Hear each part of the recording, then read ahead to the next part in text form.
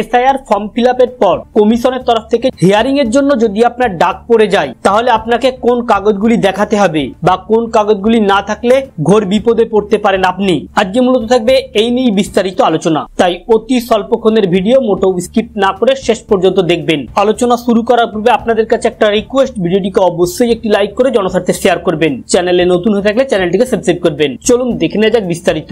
গত 4 নভেম্বর থেকে পশ্চিমবঙ্গ জুড়ে দুয়ারে দুয়ারে এনুমারেশন ফর্ম দিয়ে আসছে বিএলওরা। এখনো পর্যন্ত প্রায় 99% ফর্ম বিলি হয়েছে। এবারে বিএলওরা বাড়ি যাচ্ছে ফর্ম জমা নিতে, আর এই ফর্ম জমা নেওয়ার পর হিয়ারিং এর জন্য লক্ষ লক্ষ মানুষকে ডাকা হতে পারে। হিয়ারিং এর ডাকার কারণ থাকবে 4টি, তবে সবাইকে ডাকা নাও হতে পারে। 4টি কারণে মূলত হিয়ারিং এর জন্য ডাকা হতে পারে। আর যদি আপনাকে হিয়ারিং এর জন্য ডাকা হয় বা আপনার বাড়িতে যদি হিয়ারিং এর জন্য ডাকের নোটিশ এসে থাকে তাহলে আতঙ্কিত হবার কোনো দরকার নেই। প্রথমত, এসআইআর করার লক্ষ্য উদ্দেশ্য হচ্ছে ভুয়ো ভুতুরে ভোটারকে বাদ দেওয়া। প্রথম এবং প্রাথমিক কারণ 1 নম্বরে বলা হচ্ছে যারা এনুমারেশন ফর্ম ভুলভাল ভাবে ফিল আপ করেছে বা হাতের লেখা জড়িয়ে গিয়েছিল বা কাটাকুটি অধিক পরিমাণে করেছে, বিএলওদের সেটা বুঝতে অসুবিধা হচ্ছে, বিএলও সেটিকে যাচাই করার জন্য আপনাকে ডাকতে পারে, অথবা বিএলওরা তাদের থেকে ফোন করে সঠিক ইনফরমেশনটা জেনে নিতে চাইতে পারে। দ্বিতীয়ত, 2002 সালের ভোটার লিস্টে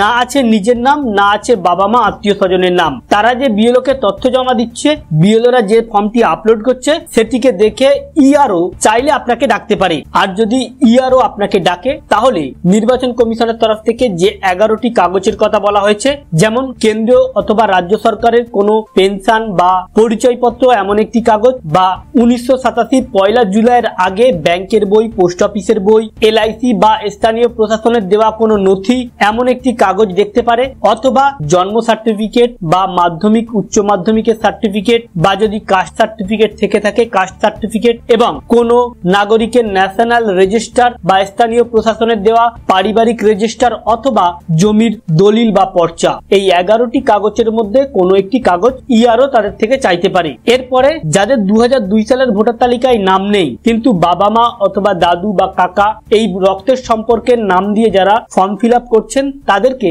ইচ্ছা করলে ইআরও ডাকতে পারে, বা সেক্ষেত্রে আপনাকে প্রমাণ করতে হবে যে আপনি যার নথি দিচ্ছেন সেটা আপনার সম্পর্কে কে হয়। তবে যাদের 2002 সালের ভোটার লিস্টে নাম রয়েছে, তা যাদের বাবা মা কাকা দাদু নানা নানি বা দিদা 2002 এর ভোটার লিস্টে নাম রয়েছে তাদের কোনো আতঙ্কিত হবার দরকার নেই, যদিও বা ইআরও বা নির্বাচন কমিশনের তরফ থেকে হিয়ারিং এর জন্য ডাক পড়ে। কারণ আমরা দেখছি যে ফর্ম ফিল আপের সময় অধিক পরিমাণে অনেকেই ভুল করছে, বা অনেকের এই ফর্মটিকে সাধারণ ফর্ম ভেবে যেমন তেমন হোক করে ফিল আপ করে জমা দিচ্ছে, যেখানে হয়তো কেউ 2002 এর এপিক নাম্বারের জায়গায় বর্তমান এপিক নাম্বার দিচ্ছে। বিভিন্ন রকম যে ফর্মে ভুল করে রেখেছে, এই কারণের জন্যই বিশেষ করে ডাকা হতে পারে। এছাড়া যে কারণগুলি রয়েছে সে কারণগুলির জন্য আপনাকে ওই 11টি কাগজের মধ্যে কোনো একটি কাগজ দেখালেই হয়ে যাবে। এক কথায়, যদি কোনো ভোটার ফর্ম ফিল আপের সময় তথ্যের গন্ডগোল করে থাকে বা তথ্য সঠিকভাবে না দিয়ে থাকে বা তথ্যের সঙ্গে ম্যাচ হচ্ছে না বিএলওদের যে অ্যাপ রয়েছে বা আরো যে টেকনিক্যালি কারণ রয়েছে, সেগুলোর